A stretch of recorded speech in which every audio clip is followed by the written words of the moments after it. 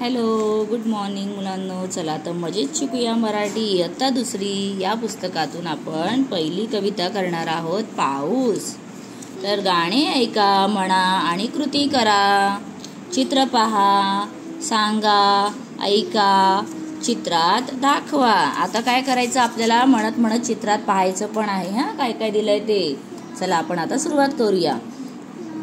आभाळ वाजलं धडामधूम. तर आभाळ कसं वाजलं, धडामधूम. वारा सुटला सु सु सुम.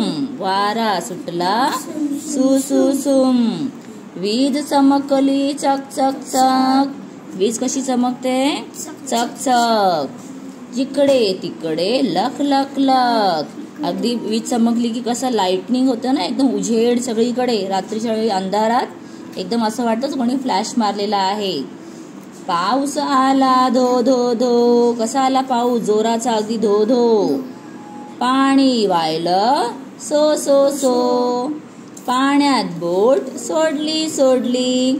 तर आता पाणी जेव्हा वाहत होतं सो सो, त्याच्यामध्ये काय सोडली, बोट. बघा इथे किती बोट आहेत. आणि बोट कशाची बनवतात, हो आपण कागदाची बोट बनवतो. हातभर जाऊन बुडली बुडली. आणि बोट काय झाली, थोडा पुढे गेली आणि इथे बुडली पाण्यामध्ये. बघा पाण्यात बुडली नाही. बोटीवर बसला बेडूक बेडूक. आणि या बोटीवर कोण बसलाय, बेडूक. तो ओरडला डरावडूक डरावडूक. आणि कसा ओरडतो बेडूक, बेडूक म्हणतो डरावडूक. ओके. आणि बघा बेडकाचे डोळे कसे आहेत, अगदी मोठे मोठे बटबटीत. आणि ही मुलं किती आनंदाने पावसाची मज्जा करतायत, खेळतायत आणि बोटी बनवतायत. तर तुम्ही सुद्धा पावसात अशी मजा केली आहे का, मला सांगा पाहू. चला तर एकदा पुन्हा आपण वाचूया. आभाळ वाजलं धडामधूम.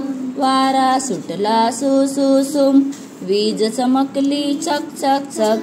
जिकडे तिकडे लख लख लख. पाऊस आला धो धो धो.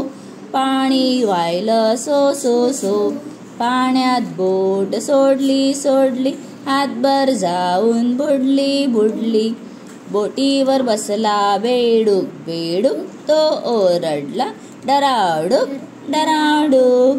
तर ही कविता, एवढी छान छान कविता कोणी लिहिली आहे आपल्यासाठी, सरिता पदकी यांनी ही कविता लिहिलेली आहे. तर तुम्हाला ही आवडली का, मला कमेंट करून सांगा. चला तर आपण ह्याची थोडीशी प्रश्नांची उत्तरं पाहूया. तर आपल्या क्लासमध्ये आहे वेदांत, त्याची ही वही आहे. तो सुद्धा आता दुसरीत आहे. तर त्याने लिहिलेली प्रश्नांची उत्तरं पाहूया. तर इथे दिलेत, रिकाम्या जागा भरा. हातभर जाऊन बुडली बुडली. तो ओरडला डरावडूक. आता तो म्हणजे इथे कोण आहे, बेडूक. पाऊस आला धो धो धो. तर इथे अजून एक वेळा धो लिहायचा आहे.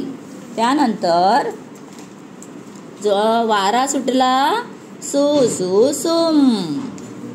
नंतर इथे पहा जोड्या जुळवायच्या आहेत, मॅच करायचं. आभाळ काय झालं, वाजलं.